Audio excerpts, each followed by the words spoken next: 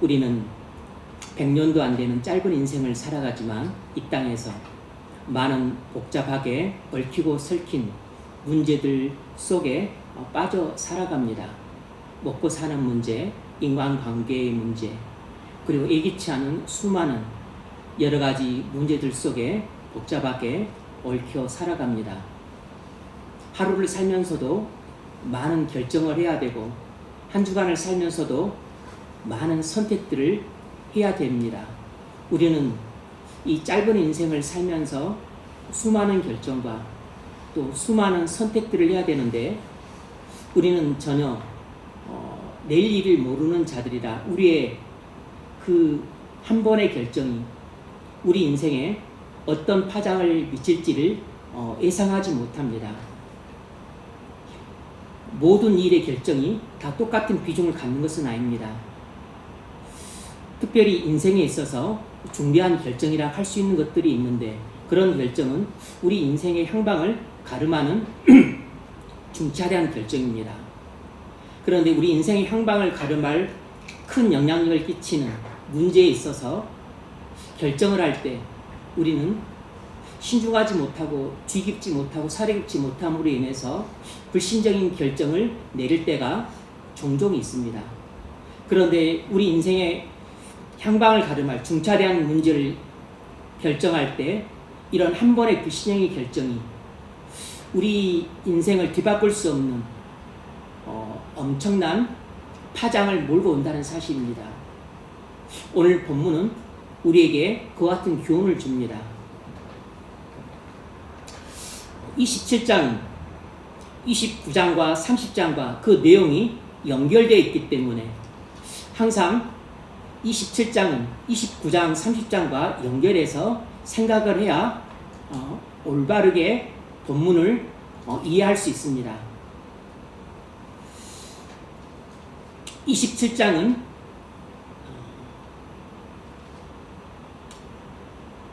다윗의 불신앙으로 인한 불신적인 결정을 보여줍니다. 그리고 29장은 이 다윗의 불신적인 결정으로 자초된 위기를 보여줘요. 그리고 30장은 이 다윗의 불신적인 결정에 대한 하나님의 징계를 보여줍니다. 그러니까 27, 29, 30 이 세 장은 서로 긴밀하게 연결되어 있습니다. 그러면 우리는 이 세 장을 동시에 염두에 두고서 살펴봐야 27장을 올바르게 이해할 수 있죠. 왜냐하면 27장은 원인이고 그리고 29장과 30장은 결과이기 때문입니다. 그러므로 원인을 바르게 이해하려면 그 결과를 가지고 조명을 해봐야겠죠.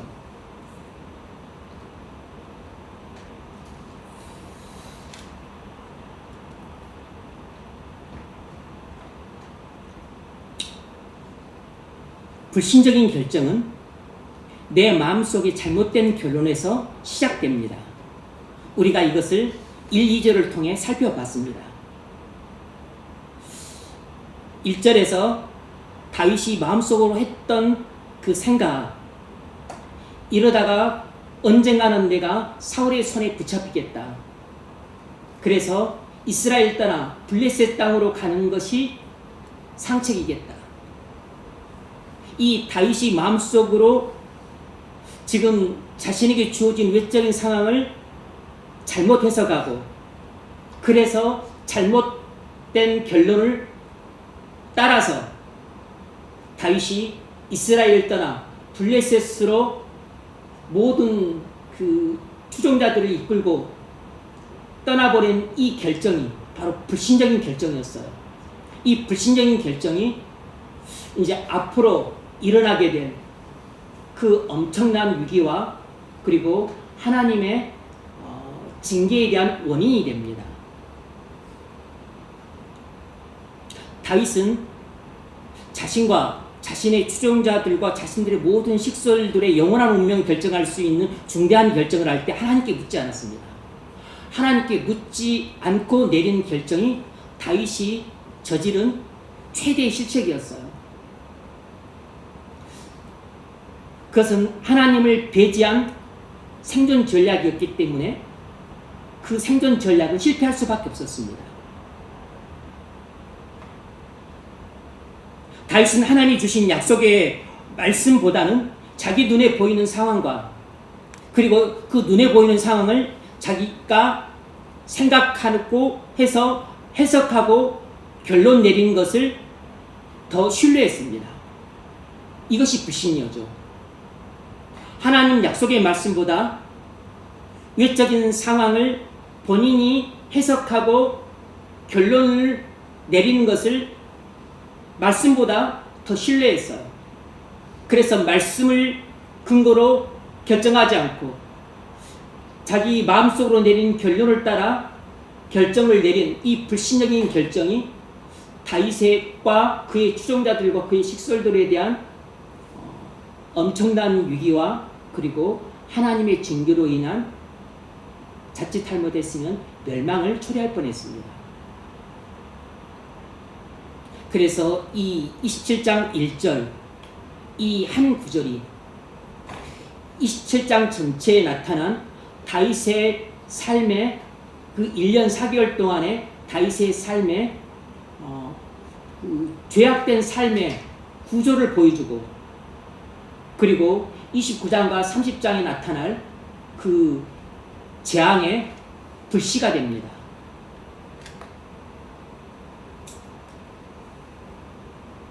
여러분, 우리가 꼭 기억해야 될 것은 믿음의 붕괴는 어떤 엄청난 큰 사건에서 시작되는 것이 아니고 우리 마음속 잘못된 결론에서부터 시작이 된다는 사실이에요.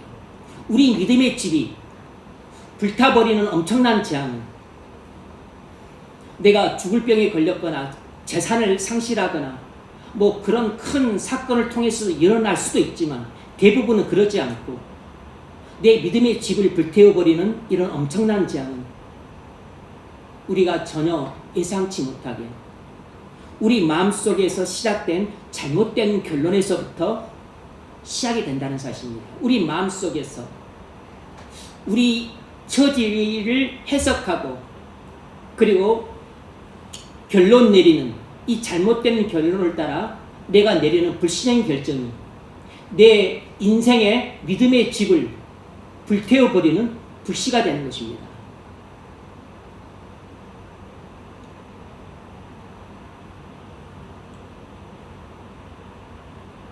만일 여러분이 어떤 일을 할 때, 또 어떤 믿음의 시도를 하려고 할 때, 또 한 해를 보내고 새해를 또 결심하고 계획을 세울 때 여러분 마음속에 이런 생각이 자주 들 겁니다.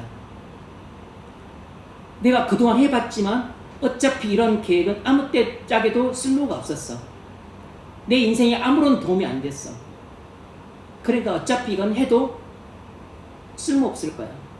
이번에도 또 실패할 거야.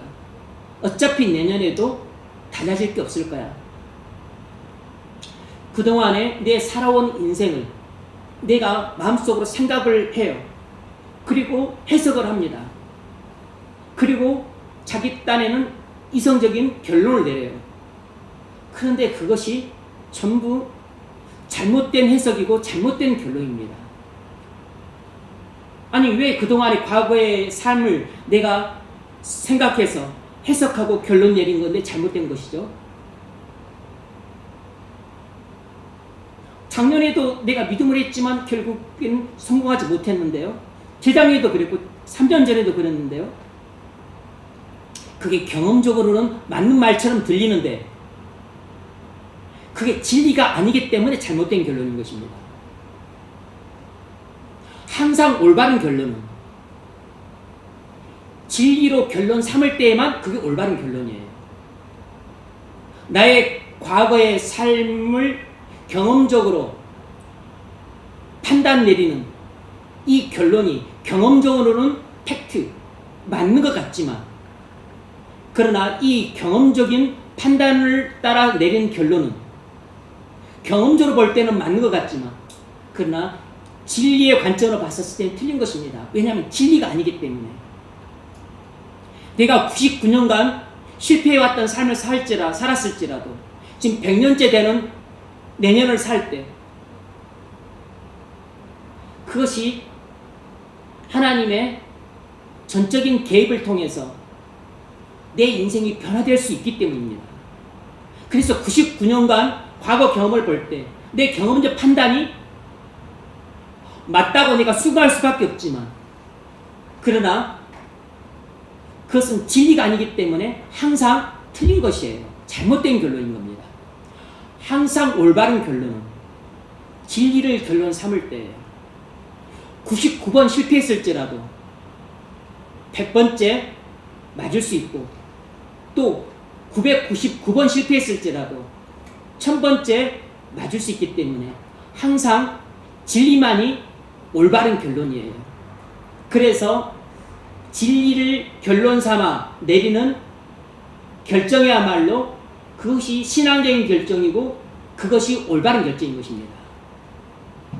근데 많은 사람들은 내가 그동안 10년 동안 실패했고 20년 동안 실패해왔기 때문에 내 과거 삶을 돌아보면서 내가 그것을 주의 깊게 생각하고 그리고 해석한 것이 아마 내년에도 안 될 거야. 그러니까 내가 계획 세우는 것, 목표 세우는 것 아무짝에도 쓸모없을 거야. 이것은 잘못된 결론일 것입니다. 내 경험으로 봤었을 때는 맞는 결론처럼 보이지만 그것은 경험적인 사실이긴 하지만 그러나 그것은 올바른 결론은 아니에요. 이 점을 잘 분별하셔야 됩니다. 너무 더우시면 끄세요.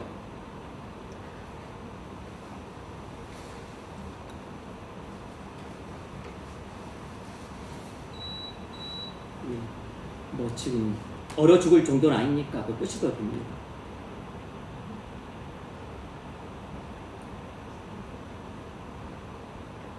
우리는 항상 진리를 결론 삼아 결정을 내려야 그것이 믿음의 결정입니다.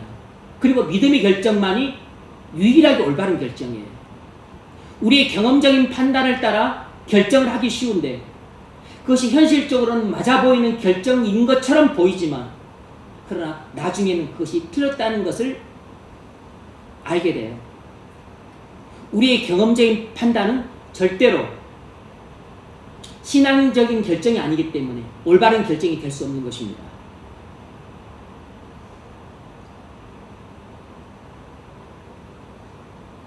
그러므로 우리는 우리 자신에게 무슨 말을 해야 되냐면 항상 우리 자신에게 믿음의 말을 해야 돼요. 믿음의 말이란 별다른 게 없습니다. 하나님 말씀, 성경에 기록된 말씀을 우리 자신에게 하는 것이에요. 내가 그동안 10년을 실패했고 20년을 실패했다 할지라도 우린 우리 자신에게 과거 경험을 토대로 한 결론을 말하면 안 되고 과거에 경험적인 실패를 많이 해왔을지라도 우리는 항상 성경에 기록된 진리를 우리 자신에게 결론 삼도록 말을 해야 됩니다. 하나님이 너와 함께 하실 거야. 힘을 내라.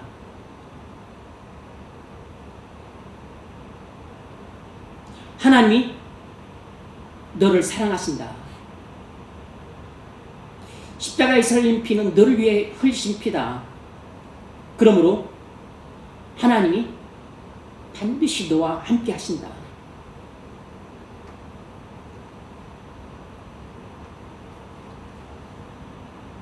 내가 이런 고난 저런 고난을 당하지만 하나님이 나와 함께 하신다.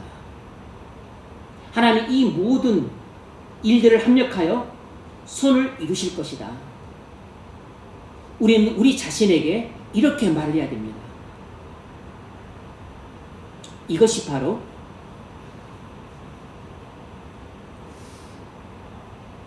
진리를 결론 삼는 것이에요. 우리의 과거 경험을 결론 삼으면 안 되고 진리를 결론을 삼아야 됩니다. 그래야만 신앙적인 결정을 내릴 수 있어요. 그리고 그 신앙적인 결정만이 유일하게 올바른 결정이에요.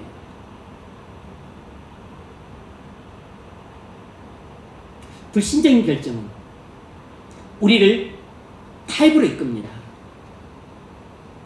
그것을 3절로 7절에서 우리가 살펴봤습니다. 불신적인 결정은 항상 우리를 타입으로 이끌어요. 다윗이 블레셋으로 간 것은 하나님의 인도가 아니라 자기의 판단이었습니다.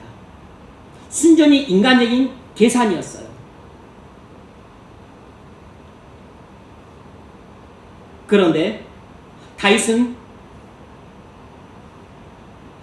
자기 손으로 판 함정, 다윗은 스스로 자기가 빠질 함정을 파고 있었는데 그 사실을 모르고 있었어요.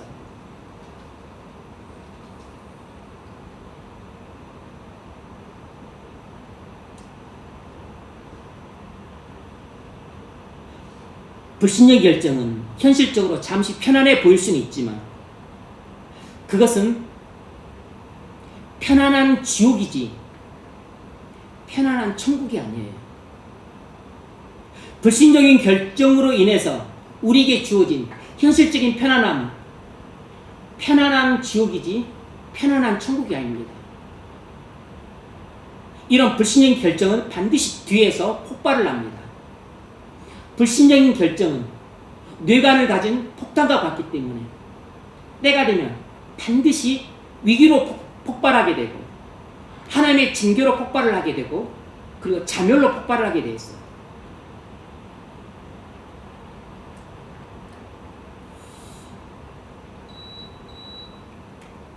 오늘 우리는 8절로 12절을 본문으로 주로 삼아서 살펴볼 텐데 이 8절로 12절에 나타난 그 주된 내용은 이것입니다.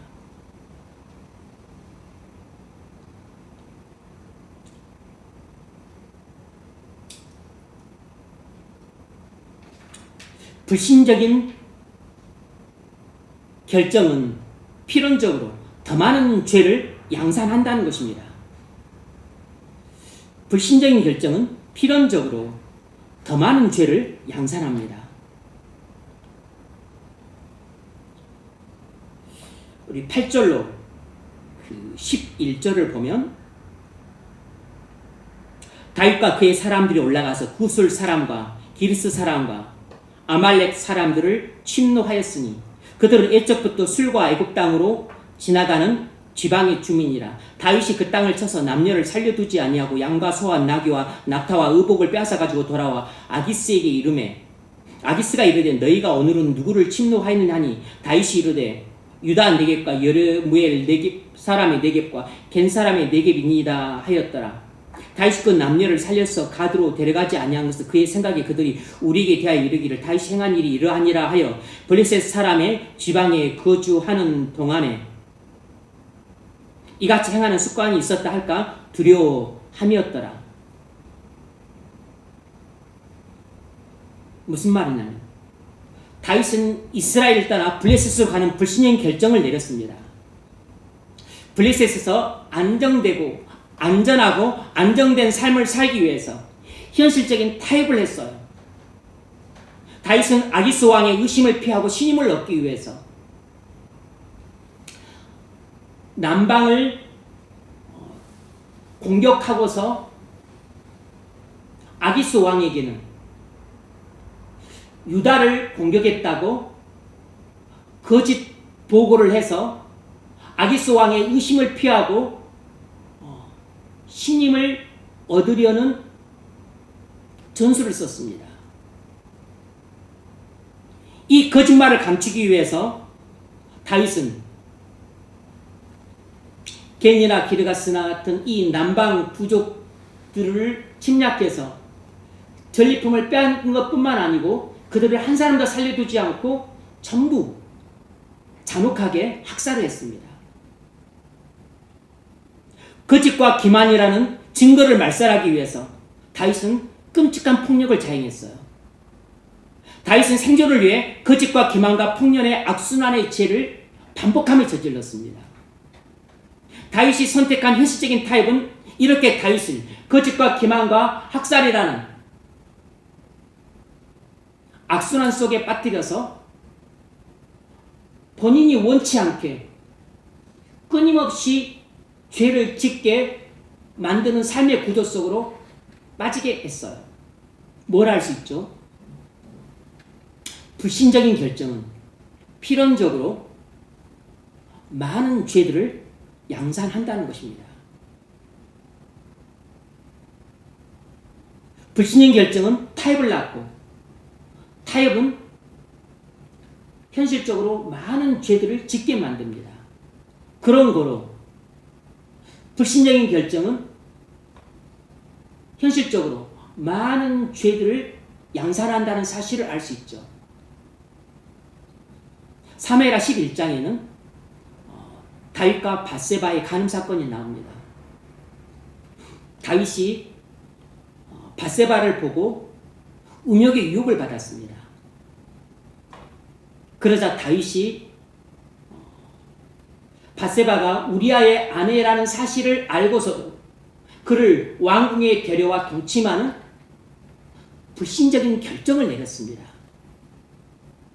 다윗이 밧세바를 보고 음욕의 유혹을 받았다는 사실도 문제지만 그보다 훨씬 더 큰 문제는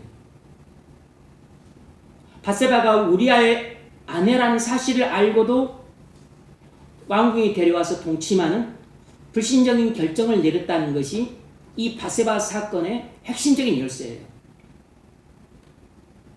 그래서 밧세바가 임신을 했습니다.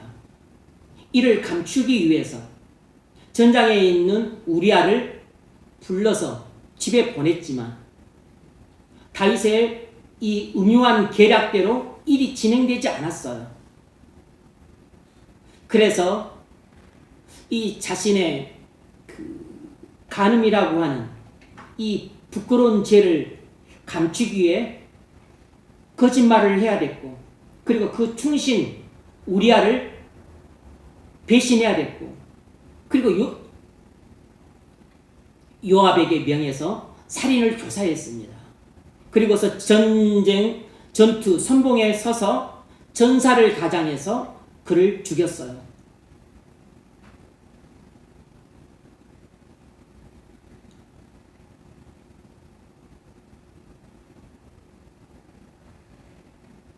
어쩔 수 없이 다윗은 현실적인 타협을 하기로 마음먹었던 겁니다. 이렇게 다윗의 불신적인 결정은 본인이 의도하지 않았지만 현실적인 타협으로 나가게 만들었어요.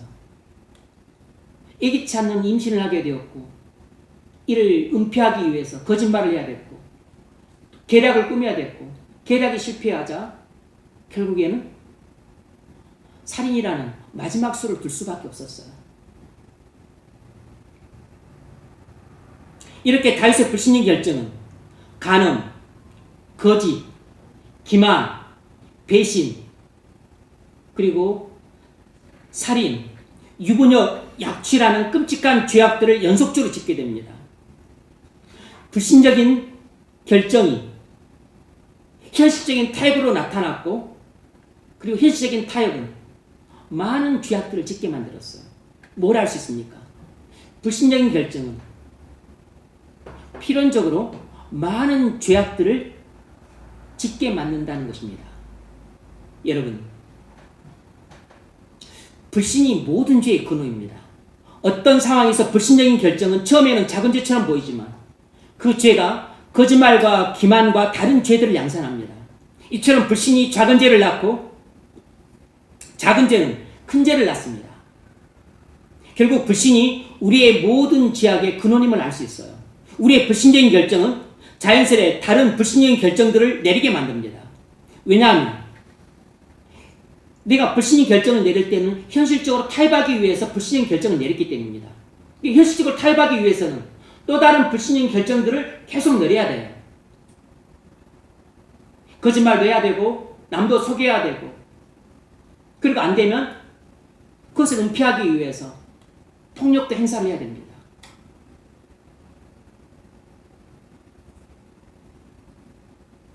그러다 보면 의도치 않게 계속 다른 죄들을 제어만 하는 굴레 속으로 빠져들게 됩니다. 아브라함이 그랬습니다.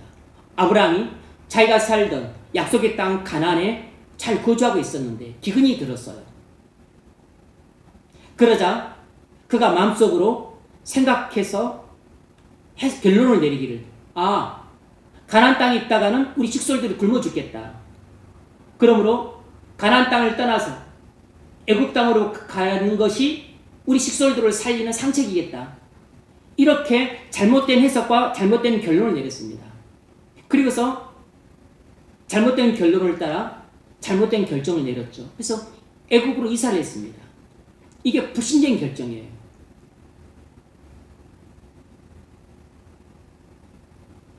아브라함은 그 당시는 몰랐겠지만 이게 바로 현실과 타협하는 것이었습니다. 하나님은 아브라함이 애굽으로 가는 것을 전혀 원치 않았습니다. 그는 애굽에 가보니까 이게 생각과 달라요. 사람들이 험악하고 이방인인 자기를 해칠 수 있기 때문에 해침을 당하지 않기 위해서 자기 아내 사라를 누이라고 거짓말을 했습니다. 그래서 사람들을 속이고 애굽왕 바로를 의도치 않게 속이게 되었어요. 애굽왕 바로가 사라를 보고 예쁘니까 자기 아내로 취하려고 했습니다.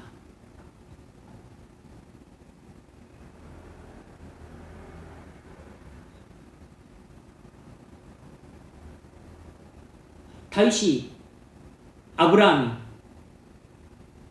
가나안 땅을 떠나서 애굽으로 가는 불신령 결정을 내림으로 그는 애굽에 가서 현실적인 타협을 할 수밖에 없었습니다. 자기 생존을 위해서 자기 나름대로 계산을 하고 그리고 계략을 꾸민 것입니다. 아내를 누이라고 거짓말을 하자. 그래서 사람들을 속이자. 그래야만 나와 아내가 생존할 수 있겠다. 이렇게 거짓말을 하고 속였던 것은 악의가 특별히 없었지만 생존 전략을 위해서 그렇게 한 것이에요. 그런데 이 현실적인 타협이 결국에는 의도치 않게 바로가 아브라함의 아내 사라를 빼앗는 죄를 짓게 만들 뻔했어요. 결국 불신의 결정은 현실적인 타협을 낳고 현실적으로 타협을 하게 되면 반드시 거짓말이나 또 기만이나 다른 죄들을 지을 수밖에 없게 됩니다.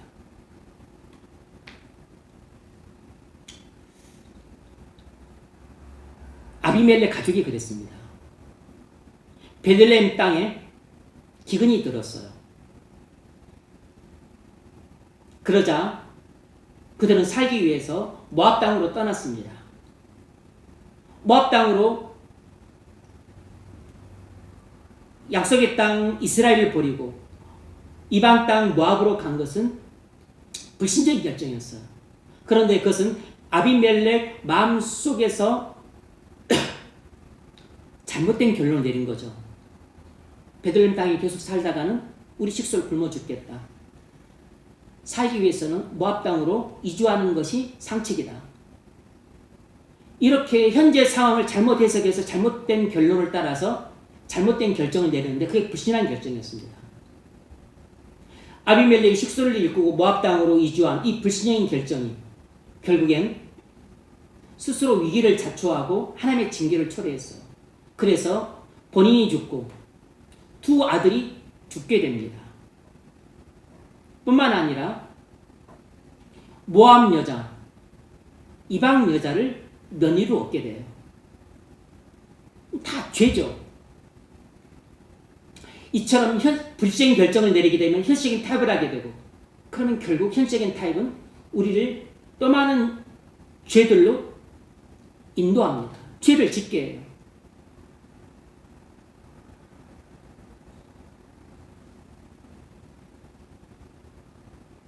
롯도 그랬습니다. 가나안 롯의 목자들과 아브라함 목자들이 목축지가 부족해서 싸웠습니다. 가나안 땅의 목축지가 부족해지자 롯은 결정을 했어요. 물이 많아 보이는 요단 들판으로 이주를 결정했습니다. 그런데 그것이 불신의 결정이었어요. 왜냐하면 자신의 경험적인 판단을 따라 내린 결정이었기 때문에 이것은 불신의 결정이었습니다.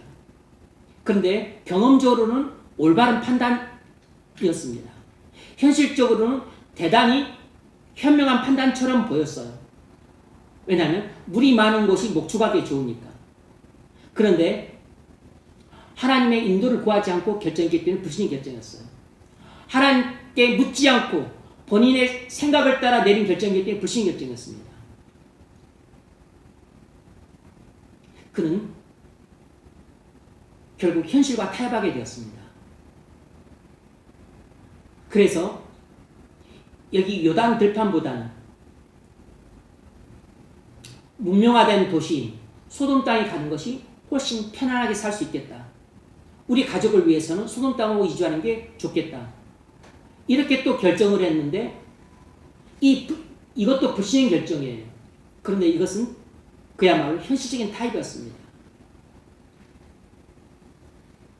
약속의 땅 가나안이 목축하기 불편하다고 해서 거기를 떠나고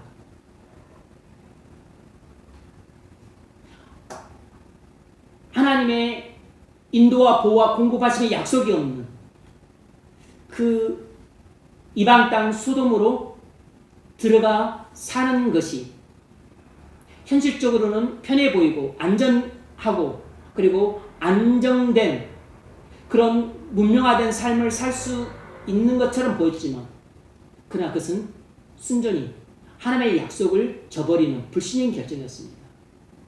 그리고 그것을 들여서 그들은 현실적인 타협을 할 수밖에 없었어요. 불신 사유들을 얻어야 됐고 그리고 음란하고 방탕한 문화에 동화되어야만 했습니다. 그는 처음에 그가 요단 들판으로 옮기는 불신 결정을 했었을 때는 자기가 이런 삶을 살 것이라고 의도하지 않았고 이런 삶을 살게 될 것이라고 그는 꿈에도 생각을 못했을 겁니다.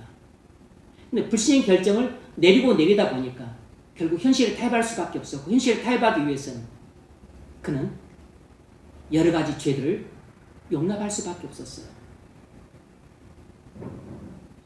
뭘 할 수 있죠?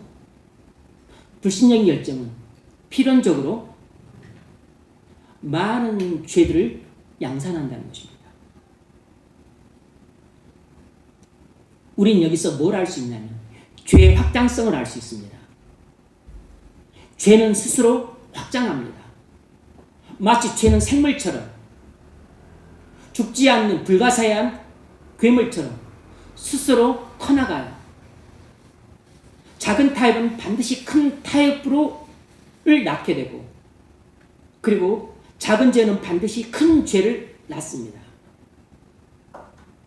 그래서 여러분이 한번 작은 죄를 용납하게 되면 그 다음에는 그것보다 조금 더 큰 죄를 용납하기가 쉬워지게 됩니다.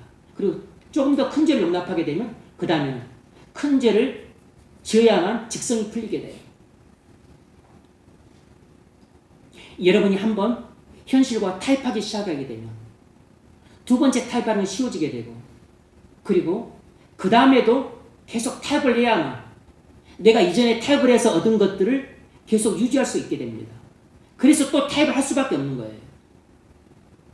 예수님이 이렇게 말씀하셨습니다. 요한복음 8장 34절 죄를 짓는 자마다 죄의 종이라. 죄를 짓는 자마다 죄의 종이라. 우리가 그리스도인이라고 계속 죄 가운데 머물게 되면 우리가 그리스도인이라고 해도 계속해서 죄 가운데 머물게 되면 우리는 죄를 짓는 그 일시적인 동안에는 우리는 죄의 종으로 살게 됩니다. 우리는 근본적으로 예수를 믿어 죄의 속박에서 해방되었기 때문에 본질적으로는 죄의 종은 아니지만 그러나 우리가 불신의 결정을 내려서 계속해서 현실적으로 타협하고 그리고 끊임없이 죄악을 짓는 그 톱니바퀴 속으로 빠져들어갔다면 우리는 제발로 그 톱니바퀴 속에서 빠져나오는 것이 어렵게 돼요. 그러면 그 일시적인 기간 동안은 죄의 종으로 전락하게 됩니다. 다윗이 실락에 머무는 1년 4개월, 16개월 동안 그는 죄의 종으로 전락했던 것이에요.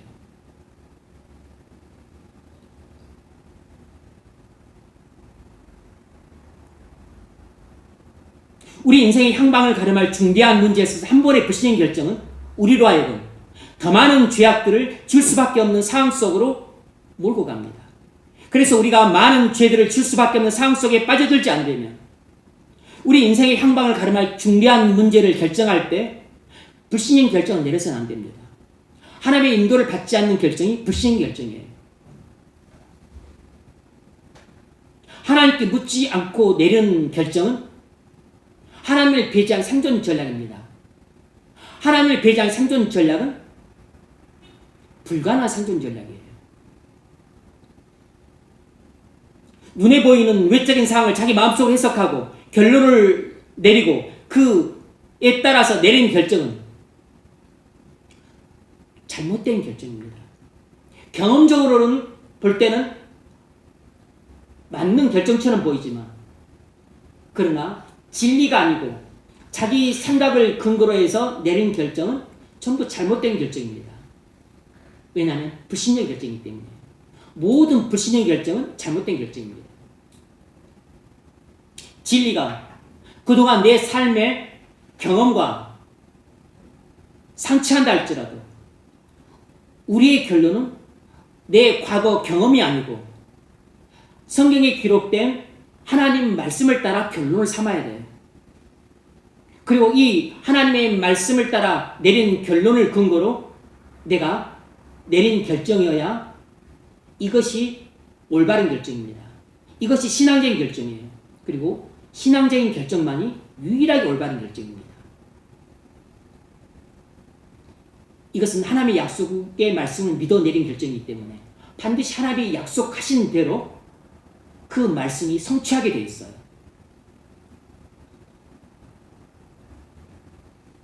하나님께 묻지 않고 내린 결정은 불신의 결정으로서 모든 죄악들의 근원이 됩니다. 여러분은 인생의 향방을 가름할 중대한 결정을 내릴 때 어떻게 결정을 하고 계십니까? 여러분의 집을 옮기는 거주지를 결정할 때 인생의 향방을 가름할 수 있는 중대한 결정이에요. 여러분이 다니던 직장을 그만두고 새로운 직장을 옮기려고 할 때 여러분의 인생의 향방을 가름할 중대한 결정이 될 수 있습니다. 여러분이 어떤 배우자를 선택해서 결혼하고자 할 때 여러분의 인생의 향방을 가름할 중대한 결정이 될 수 있어요. 여러분이 섬기던 신앙 공동체를 떠나서 여러분이 다른 공동체로 가고자 할 때 여러분의 인생의 향방을 가름할 중대한 결정이 됩니다. 여러분의 자녀들의 교육 문제를 결정할 때 그것이 여러분 자녀의 인생의 향방을 가름할 중대한 결정이 될 뿐만 아니라 여러분 인생에도 중대한 영향을 미칠 중대한 결정이 될 수 있어요. 그것 외에도 우리 인생에는 우리 인생의 향방을 가름할 중대한 결정의 순간들이 자주 있습니다. 하나님께 묻고 결정을 내리십시오. 이것만이 신앙적인 결정입니다. 이 신앙적인 결정만이 유일하게 올바른 결정이에요. 그리고 이 신앙적인 결정에는 하나님의 약속이 보장되어 있습니다. 내가 너와 함께하리라. 내가 너를 인도하고 모든 위험에서 보호하며 때마다 필요한 것들을 영육간에 공급해 주리라. 이 약속이 보장되어 있어요. 바로 그것이 은혜 언약에서 약속된 것인데 나는 너의 하나님이 되고 너희는 내 백성이 되리라. 이 말씀 속에 우리가 하나님의 약속의 말씀을 결론 삼아 내리는 결정은 하나님은 반드시 이 신앙적인 결정에 대해서 하나님은 우리에게 약속해 주셨어요. 나는 너희 하나님이 되고 너희는 내 백성이 되리라.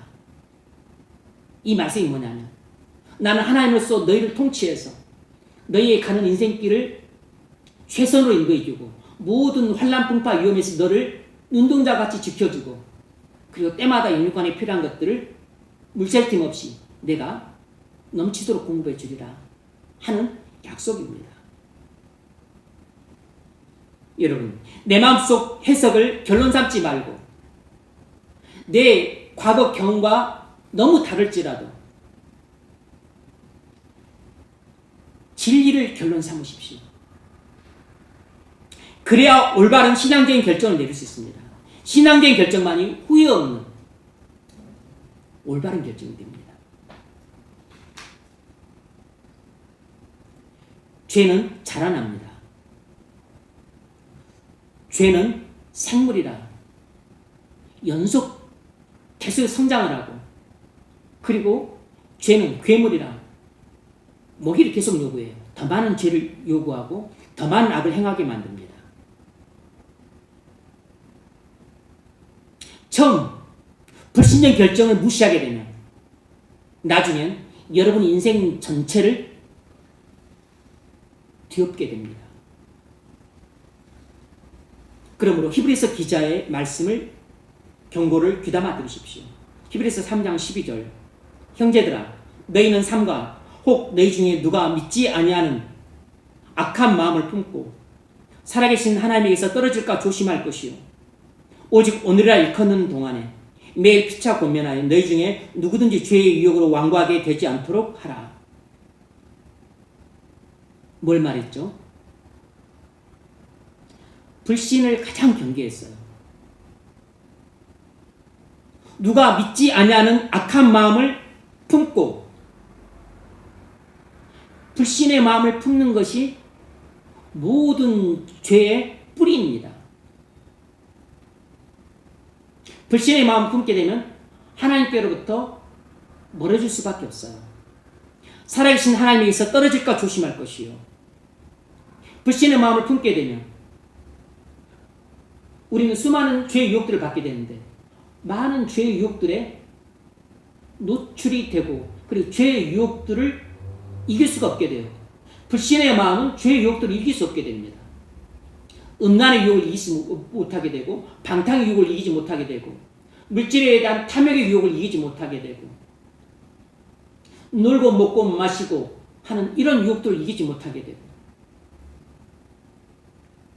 악하고 게으름의 유혹들을 이기지 못하게 됩니다.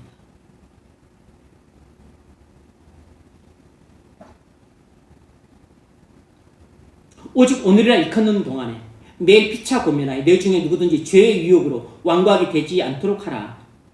우리가 불신의 마음을 품고 있으면 죄의 유혹을 받을 때 넘어가기 쉽습니다. 그러면 마음이 완고해져서 감히 예전에는 생각지도 못했던 무서운 죄악들을 계속 짓는 톱니바퀴가 되어서 기계처럼 죄악된 삶의 구조 속으로 빠져들게 돼요. 이게 무서운 것입니다. 내가 예전에는 은혜 가운데 살 때는 감히 생각할 수도 없는 무서운 죄들을 한번 불신의 결정을 내려서 한번 끔찍한 죄악을 짓게 되면 그 다음부터는 사소해 보이는 죄악들을 짓는 것은 껌 씹는 것처럼 쉽고, 그리고 예전은 작은 죄를 지었어도 양심의 가책을 받았는데, 이제는 크고 작은 죄들을 지어도 여간해서 양심의 가책을 받지 않는 양심이 무감각해지는 상태가 됩니다. 이처럼 죄는 계속 더 큰 죄로 우리를 이끌어요. 어떻게 해야 됩니까? 믿음으로 이겨야 됩니다. 히브리서 3장 14절에서 이렇게 말합니다. 우리가 시작할 때 확신하는 것을 끝까지 견고히 잡고 있으면 그리스도와 함께 참여한 자가 되리라. 무엇입니까? 내 과거 경험과 다를지라도 진리를 결론 삼아야만 결국엔 승리한다는 것입니다. 내가 그동안 과거의 10년, 20년, 30년 동안 실패를 거듭해 와서 이제는 실패가 사실이고 실패가 내게 진리처럼 느껴지는 슬픈 상황이지만, 그럼에도 불구하고 과거의 나의 삶의 실패를 결론 삼아서 결정을 내리면 안 된다는 겁니다. 내가 10년, 20년, 30년 동안 실패한 삶을 살아왔을지라도 나의 과거의 경험을 토대로 결정을 내리면 안 되고, 항상 성경에 기록된 하나님의 말씀을 따라서 결론 삼으라는 것이에요. 그리고 이 하나님의 말씀을 가지고 결정을 내려야 되는 겁니다. 이것이 믿음의 결정이고, 이 믿음의 결정만이 유일하게 올바른 결정이에요.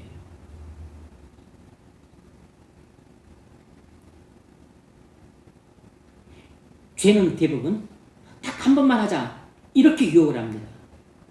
딱 한 번만 해. 딱 한 번만 봐. 딱 한 번만 해. 사단은 우리에게 처음부터 죄 가운데 푹 빠져 살아. 이렇게 말하지 않습니다. 딱 한 번만 봐. 딱 한 번만 해. 딱 한 번만. 그냥 딱 한 번만 눈 감아. 그냥 뭐 결혼하는 거 딱 한순간이야. 뭐 이사하는 게 대수야. 딱 한 번 결정 내리고 하면서 했지. 딱 한 번만 하는 죄는 그것이 바로 우리 인생의 방향을 180도로 뒤틀어버리는 잘못된 결정입니다.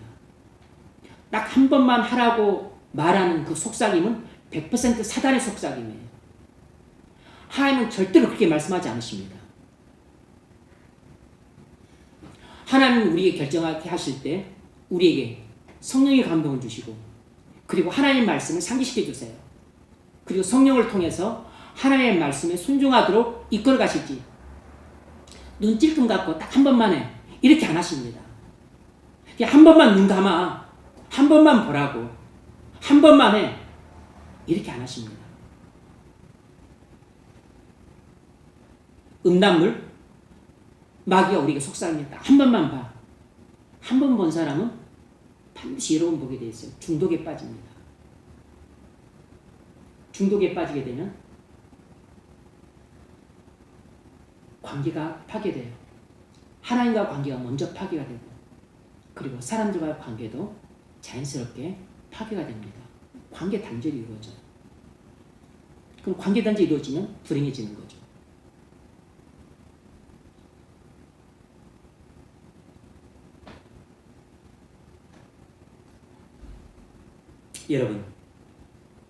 여러분이 이 세상에서 살다 보면 여러분의 신앙을 양보해야 될 것처럼 보이는 상황들이 있습니다. 그때 조심하셔야 돼요. 직장 생활할 때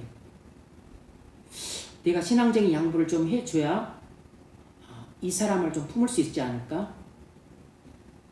이 사람의 마음을 얻지 않을까? 그런 뭔가 조금 판단에 오락가락 할 때가 있습니다. 그때 조심하셔야 돼요. 처음에는 좋은 의도로 신앙을 양보할 수 있습니다. 아이, 지금 회식 자리 왔잖아. 술 한잔 마셔. 아이, 우리 그냥 회식하고 그냥 당신 가버리면 어떡해. 우리 노래방 가서 노래도 한 곡 부르고 그리고 또 뒤에 또 3차 또 다른 데도 가고 하지.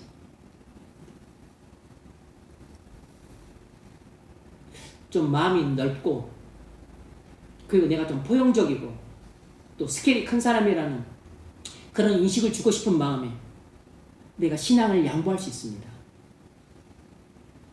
그런데 처음에는 좋은 의도로 신앙을 양보할 수 있는데 문제는 거기서 끝나는 게 아니라는 사실이에요. 나중에는 나도 모르게 야금야금 내가 죄를 즐기고 있어요. 야금야금 내가 죄의 속으로 빨리 들어가고 있는 겁니다. 그러다가 나중에는 내가 제 발로 죄의 구렁텅이 속으로 들어가고 있어요. 결국엔 죄의 구덩이에 빠져서 스스로 신앙을 포기하는 단계에 이르곤 합니다.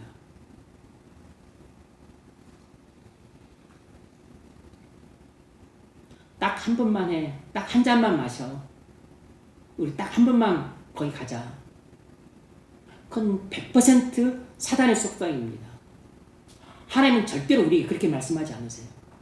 한 번 허용하게 되면 앞으로 계속 허용하게 됩니다.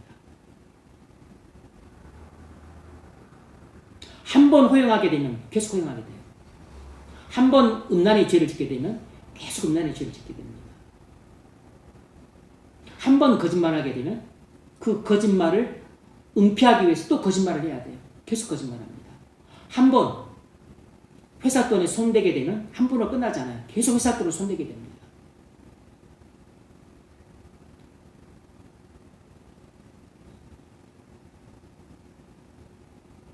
여러분 마음속에 이번 한 번만 하자 이런 생각이 든다면 그게 잘못된 결론입니다. 그 잘못된 결론을 따라 그래 이번 한 번만 하고 끝내지 이렇게 결정하는 것이 불신의 결정이에요. 이러면 여러분 인생이 죄의 깊은 수렁 속으로 빠져들게 됩니다. 여러분, 이런 죄의 수렁 속으로 빠져드는 것을 예방하려면 즉시 회개하는 훈련을 해야 됩니다. 죄를 짓고 내가 죄를 지었다는 사실을 자각하게 되면 즉시 회개하는 훈련을 해야 돼요. 이런 즉각적인 회개 훈련을 늘 습관적으로 연습하십시오. 그것을 하기에 가장 좋은 것이 무엇이냐면 바로 말씀 묵상이에요. 말씀을 매일같이 묵상하는 사람은 내가 저질렀던 죄와 범했던 악행들을 말씀을 묵상하는 시간을 통해서 계속 회개할 수 있는 시간을 얻게 돼요. 이렇게 죄를 짓고 악을 행할 수 있는데 그 짓는 죄악들을 내가 매일같이 즉시 그때마다 회개하고 그리고 그 죄를 애통해하면서 버리고 하나님께로 돌아오는 이런 회심을 날마다 하게 되면 우리 안에서 죄가 점점 약화됩니다. 여러분은 불신령 결정에서 돌이키게 해주는 생명의 열쇠가 될 겁니다. 이 즉각적인 회개가 여러분을 수많은 죄들을 범하는 죄의 수렁으로 들어가는 문에서 여러분을 돌이키게 해주는 생명의 열쇠가 돼요.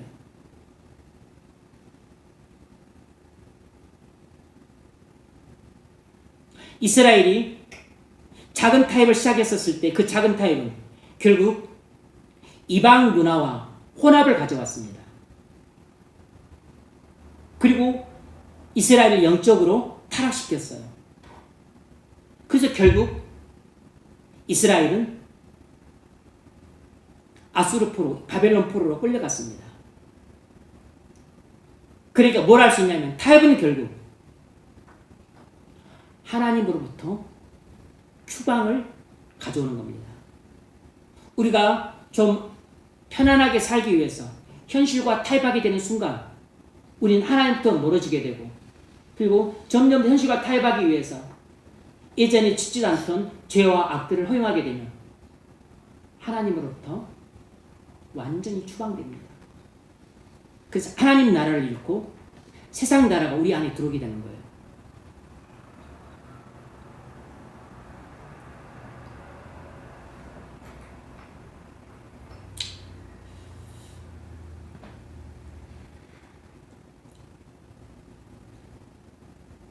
다윗이 거짓말로 아기스 왕을 기만해서 의심을 피하고 신임을 얻은 일은 결국 29장에서 예기치 않는 큰 위기로 나타나게 됩니다. 다윗은 그냥 생존을 위해서 유다를 공격했다고 거짓말해서 아기스 왕의 의심을 피하고 신임을 얻으려고 했을 뿐인데 아기스 왕은 속아서 이렇게 믿고 있었어요. 이제 다윗은 이스라엘 사람들을 공격해서 죽였기 때문에 이제 이스라엘과는 절대로 친해질 수 없고 돌이킬 수 없는 반역자가 되었기 때문에 이제 다윗은 영원히 내 부하가 될 것이다. 아, 잘됐다. 이렇게 생각을 했어요. 그래서 아기스가 이스라엘을 공격할 때 다윗을 데리고 갔습니다. 그래서 다윗을 이용해서 이스라엘과의 싸움에서 승리를 거머쥐려고 했어요. 이것은 다윗이 자기 손으로 판 함정에 자기 발로 들어간 꼴이 되었습니다. 아니 장차 이스라엘 왕이 될 다윗이 어떻게 자기 조국 이스라엘과 싸워서 자기 백성 이스라엘 병사들을 죽일 수 있겠어요? 진퇴양난에 빠진 것입니다. 지금 다윗은 자승자박의 상황 속에 처하게 된 것이에요. 이란 29장을 통해서 우리가 뭘 할 수 있냐면 불신령 결정은 반드시 위기를 초래한다는 것입니다. 불신령 결정은 반드시 위기를 자초합니다. 29장은 27장의 직접적 결과입니다.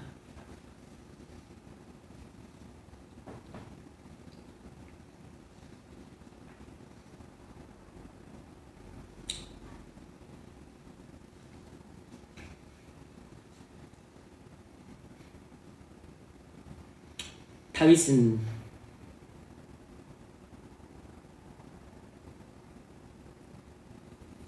스스로 빠져나올 수 없는 막다른 골목에 갇혔습니다. 이제 아비스 왕과 함께 이스라엘과 전쟁하는 그 전장에 나갔기 때문에 이스라엘을 공격할 수도 없고 못한다고 물러설 수 없어요. 완전 진퇴양난의 길에 서 있어요.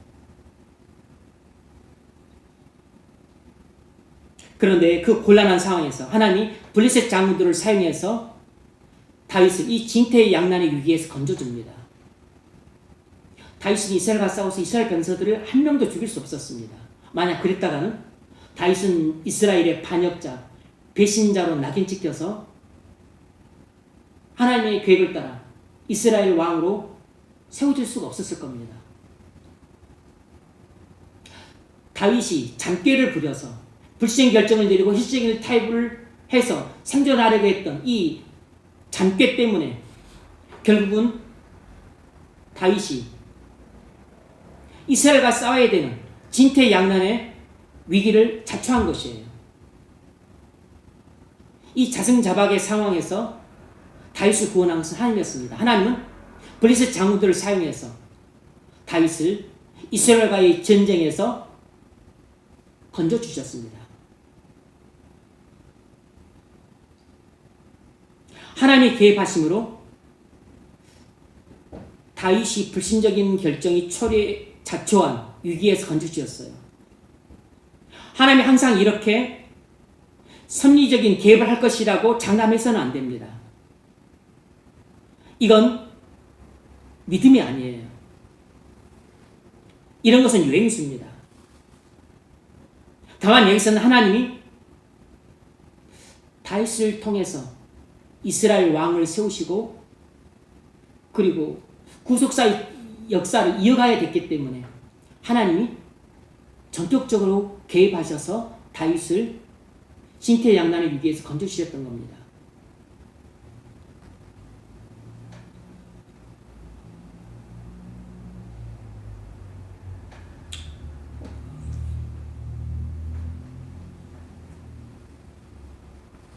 우리가 하나님의 인도를 받지 않고 내 생각대로 결정하는 것은 불신의 결정입니다. 이런 불신의 결정은 결국 우리 스스로 위기를 자초해요.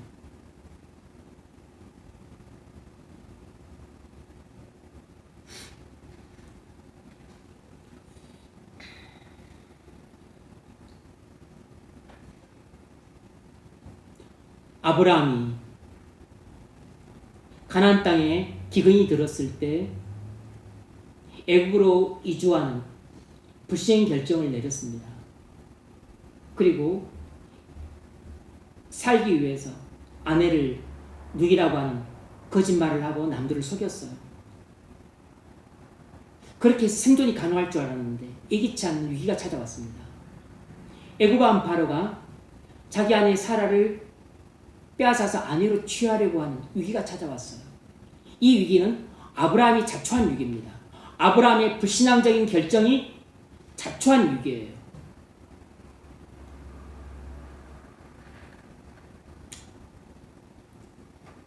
롯도 그랬습니다.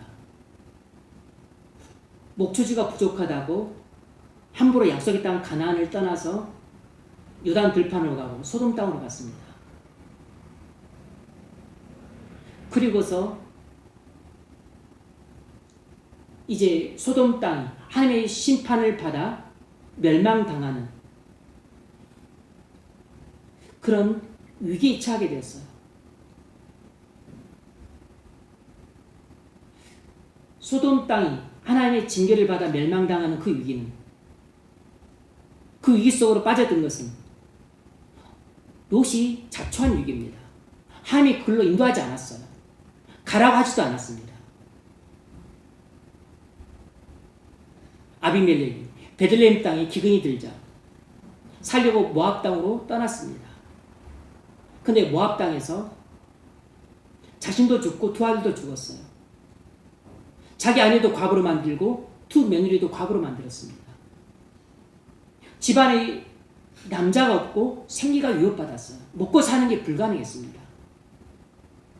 살려고 이스라엘 떠나서 모압을 갔는데 오히려 모압에서 굶어 죽게 생겼어요. 이 위기는 아비멜렉의 불신앙적인 결정이 자초한 위기입니다. 이처럼 불신앙적인 결정은 항상 위기를 자초해요.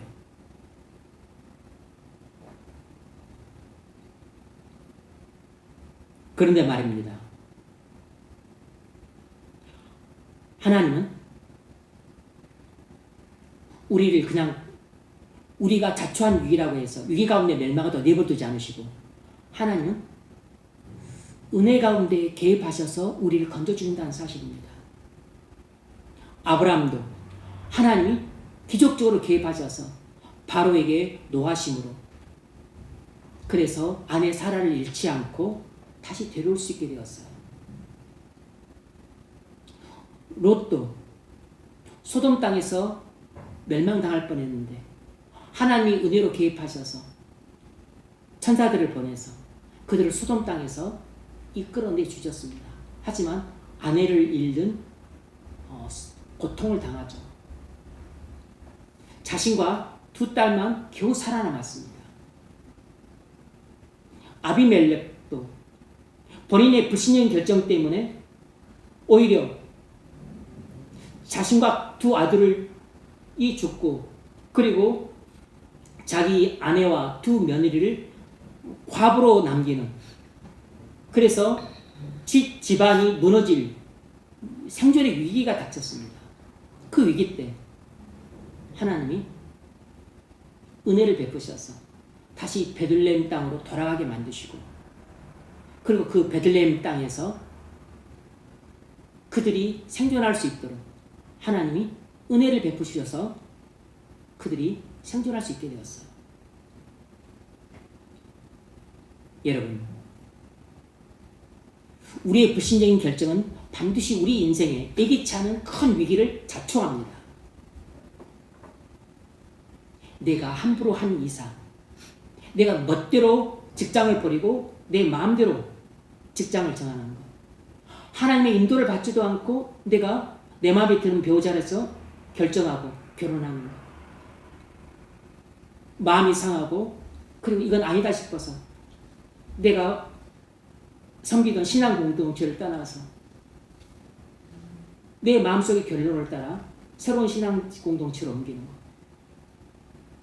우리가 일상생활 속에서 흔히 하는 일들인데 이런 불신앙적인 결정들이 우리 인생에 예기치 않은 큰 위기를 초래합니다. 그러나 하나님이 우리를 사랑하셔서 우리를 영원히 버리지 않으십니다. 하나님이 우리를 사랑하셔서 우리에게 성령으로 기름 부으셨기 때문에 우리의 불신앙적인 결정으로 인해서 우리가 위기를 자초했지만 하나님은 섭리 가운데 우리를 개입하셔서 우리를 그 위기에서 건져내 주세요. 블레셋 장군을 통해서 다윗을 진퇴양날 위기에서 건져 주신 것처럼 하나님이 기적적으로 역사하셔서 아브라함의 아내를 바로의 손에서 건져 주신 것처럼 소돔성 그 멸망에서 하나님이 천사들을 보내 롯의 가족을 건져 주신 것처럼 하나님이 보아스를 보내서 그 굶어 죽을 위기에서 나오미와 롯을 건져 주신 것처럼 하나님은 우리 불신 결정 때문에 자초한 위기 속에서 우리를 그냥 내버려두지 않으시고 하나님 섭리 가운데 개입하셔서 우리를 구원해 주십니다. 하나님은 이런 은혜로운 하나님이세요. 3장과 연결해서 우리가 알 수 있는 것은 무엇이냐면 불신형 결정은 징계를 부른다는 것입니다. 다윗이 이스라엘을 떠나서 블레셋으로 떠난 이 불신형인 결정은 하나님의 징계를 불렀습니다. 그는 아무리 사울의 추격을 받아서 목숨이 경각간에 있었어도 이스라엘을 떠나서는 안 됐었어요. 블레셋 땅으로 들어가서는 안 됐습니다. 그리고 블레셋 땅에 들어가서 그는 많은 거짓말과 기만과 학살하는 끔찍한 죄악들을 범했습니다. 그에 대해서 하나님은 다윗을 엄중히 징계하셨어요. 그래서 그가 공격했던 아말렉이 화가 나서 다윗이 머물고 있던 시글락을 공격했습니다. 그래서 그의 처자들을 다 데리고 가버렸어요. 처자들과 그리고 여러 가지 가축들을 데리고 가버렸습니다. 집을 불태워버렸어요. 다윗의 부하들이 화가 머리끝까지 나서 돌로 다윗을 쳐 죽이려고 했습니다. 하나님의 징계였죠. 다윗이 머물던 시글락성이 파괴된 것은 하나님의 징계였습니다. 여러분, 우리가 불신인 결정을 내려서 우리가 좀 편안하게 살고 안정되게 살아서 참 좋다 이렇게 생각하는 순간에 우리의 불신적인 결정에 대한 죄와 현실적인 타협에 대한 죄에 대한 책임을 물어서 하나님이 우리를 징계하실 수 있습니다. 그 징계는 무서워요. 우리의 건강을 빼앗아가 버릴 수 있고 우리의 재산을 빼앗아가 버릴 수 있고 우리의 직장을 빼앗아가 버릴 수 있고 우리의 사랑하는 사람을 하나님이 빼앗아가 버리실 수 있습니다. 시글락을 파괴했던 것처럼 우리 인생을 파괴해 버릴 수 있어요. 그럼 우리 인생은 완전히 나락으로 떨어집니다. 다윗의 인생은 완전히 나락으로 떨어졌어요. 하지만 그 하나님의 징계를 받는 순간에 다윗은 깨달았습니다. 내 죄에 대한 하나님의 징계라는 걸 깨달았어요. 그리고 다윗은 그 징계를 받고 믿음을 회복하고서 하나님을 신뢰함으로 다시금 믿음을 회복했습니다. 용기를 얻었어요. 그리고서 처음으로 다윗이 하나님께 묻습니다. 아비아달에게 에봇을 가져라 그래서 물어요. 하나님, 이 아말렉을 쫓아가면 우리가 그들을 잡겠습니까? 잡는다. 쫓아가라. 그래서 하나님께 묻고 응답을 받고서 하나님의 대답을 듣고서 쫓아가서 아말렉을 몰살시키고 그리고 빼앗긴 처자식과 그리고 그들이 소유하고 있던 절품까지 다 빼앗아 돌아와요.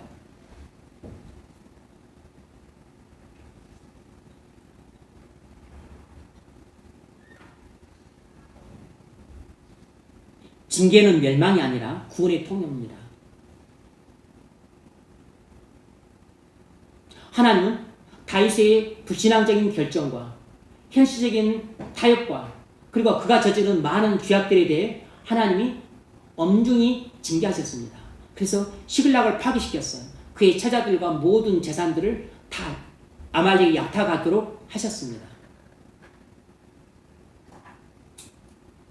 그런데 징계를 통해서 하나님은 다윗의 그 불신을 깨뜨리고 믿음을 회복시키셨습니다. 그리고 다윗으로 하여금 불신을 버리고 다시 믿음을 회복하게 만들었어요. 하나님께 돌아오게 했습니다. 그리고서 하나님은 다윗을 회복시키셨어요.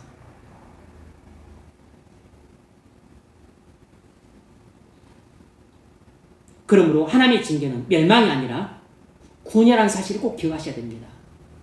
하나님의 징계는 미워서 때리는 매가 아니고 사랑해서 때리는 사랑이 매라는 것을 기억하십시오. 27장에서 시작된 불신앙이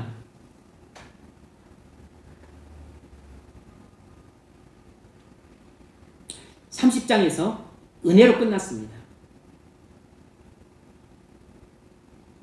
그 이유는 27장에서 시작된 불신앙이 29장에서 위기와 30장에서 징계와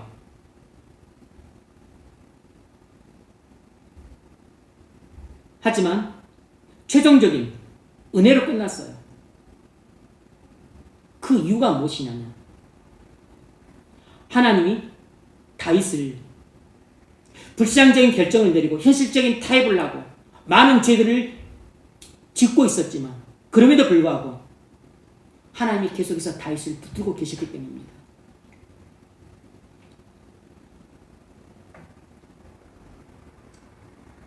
말씀을 맺겠습니다. 여러분, 불신형 결정은 내 마음속에 잘못된 결론을 시작하게 됩니다. 그리고 이 불신형 결정은 반드시 우리를 현실적인 타협으로 이끌어요. 그래서 이 불신형 결정은 많은 죄악들을 양산합니다. 뿐만 아니라 이 불신형 결정은 필연적으로 위기를 자초합니다. 하지만 하나님은 성령으로 기름 부으신 우리를 사랑하시기 때문에 우리가 자초한 위기 속에서도 하나님은 은혜로 우리를 건져주세요. 하나님은 그런 은혜 하나님입니다. 이런 불신형 결정과 현실적인 타협과 우리의 많은 죄악들은 반드시 하나님의 징계를 부릅니다. 그래서 우리가 불신형 결정을 내고 현실적인 타협을 하고 죄를 짓게 되면 우리는 반드시 하나님의 징계를 받게 돼요. 그래서 우리가 가진 것들을 많이 잃게 됩니다. 건강을 잃게 돼요. 재산을 잃게 됩니다. 직장을 잃게 됩니다. 사랑하는 사람을 잃게 돼요. 내 인생이 파괴가 됩니다.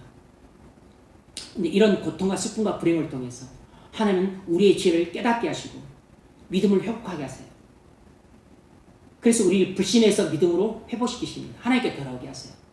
우리가 다시 믿음을 회복하고서 하나님의 인도를 구하게 되면 하나님이 다시 인도해 주십니다. 하나님은 우리의 죄에 대해 징계하심으로 우리를 책망하시지만 우리를 영원히 버리진 않으시고 반드시 하나님은 사랑 가운데서 우리를 회복시키세요.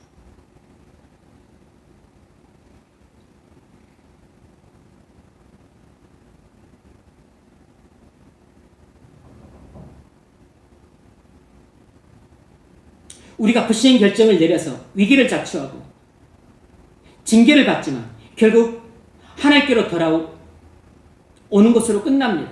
이유가 뭐죠? 그 이유는 우리가 불신의 결정을 내리고 현실을 타협하고 그리고 하나님이 미워하시는 죄를 짓는 삶을 산다 할지라도 하나님은 자신의 아들의 피값으로 사신 우리를 영원히 사랑하시기 때문에 우리를 계속해서 하나님의 오른손으로 붙들고 계시기 때문입니다.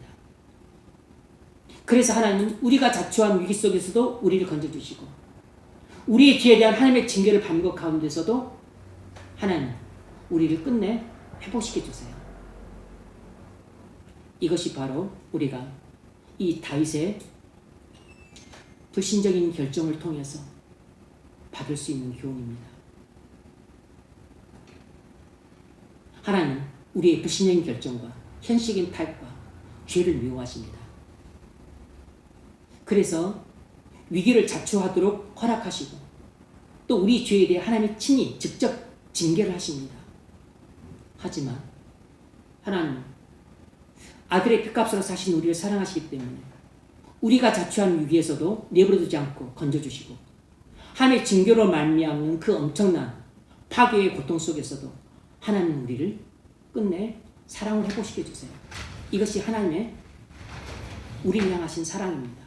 그리스도 안에서 하나님 우리에게 베풀어 주시는 크고 놀라운 사랑이에요. 그것은 그리스도의 십자가의 구속의 은혜로 말미암아 하나님께서 우리에게 약속해 주신 사랑입니다. 그리스도 안에서 약속된 이 하나님의 사랑을 굳게 신뢰하면서 올 한 해도 잘 은혜 가운데 송구영실할 수 있기를 주의 이름으로 축원합니다.